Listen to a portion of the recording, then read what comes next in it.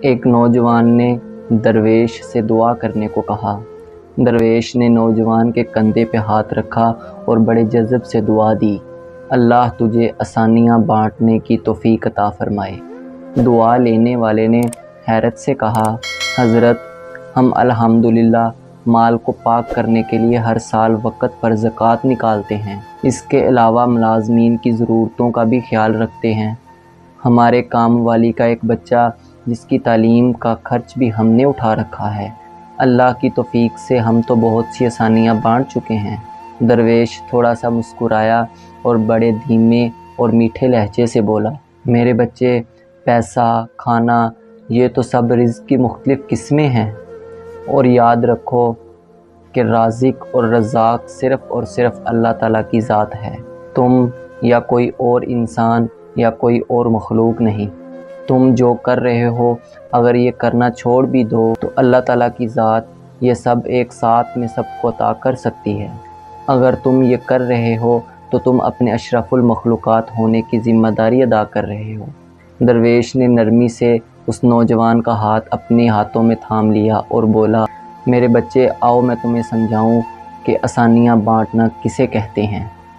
کبھی کسی اداس اور مایوس انسان کے کندھے پہ ہاتھ رکھ کر پیشانی پر کوئی شکن لائے بغیر اس کی ایک گھنٹہ بے مقصد بات کو سننا ایک آسانی ہے۔ اپنی ضمانت پر کسی بیوہ کی جوان بیٹی کے رشتے کے لیے سنجیدگی سے تودع کرنا آسانی ہے۔ اگر تم کسی گھر کے داماد یا بہنوئی ہو تو خود کو سسرال میں افضل اور خاص نہ سمجھنا آسانی ہے۔ غصے میں کسی انسان کی کڑوی اور غصیلی بات کو آسانی سے سننا یہ آسانی ہے۔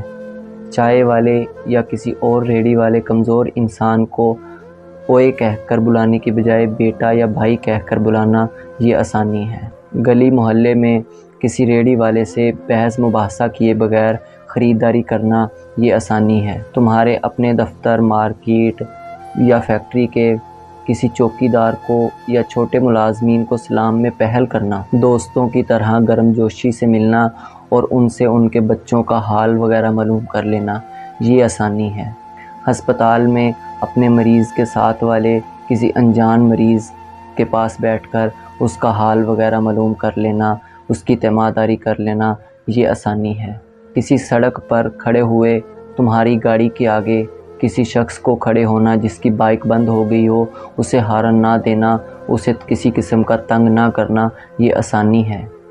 درویش نے حیرت میں ڈوبے ہوئے نوجوان کے سر پر شفقت سے ہاتھ پھیرا اور کہا، بیٹا جی تم آسانیاں پیدا کرنے کا کام گھر سے کیوں نہیں شروع کرتے؟ آج واپس جا کر گھر کی گھنٹی صرف ایک دفعہ بجا کر دروازہ کھلنے کا انتظار کرنا۔ آج سے باپ کی ڈانٹ کو ایسے سننا جیسے موبائل پر کسی چیز کو سنتے ہو۔ آج سے ماں کی پہلی آواز پر جہاں کہیں بھی ہو فوراً ان کے پاس پہنچ جانا۔ اب انہیں تمہیں دوسری آواز دینے کی نوبت نہ آئے۔ آئندہ سے بیوی کی غلطی پر اس کی سب کے سامنے ڈانٹ ڈپٹ نہ کرنا۔ سالن اچھا نہ لگے تو دسترخوان پر حرف شکایت بلند نہ کرنا۔ کبھی کپڑے صحیح استری نہ ہوں تو استری خود درست کر لینا۔ میرے بیٹے ایک بات یاد رکھنا، زندگی تمہاری محتاج نہیں، تم زندگی کے محتاج ہو۔ منزل کی فکر چھوڑو، اپنا اور دوسروں کا رستہ آسان بناؤ، انشاءاللہ منزل خود ہی مل جائے گی۔ آئیں صدقے دل سے دعا کریں کہ اللہ تعالی ہم سب کو آسانیاں بانٹنے کی توفیق عطا فرمائے۔ آمین یا رب العالمین۔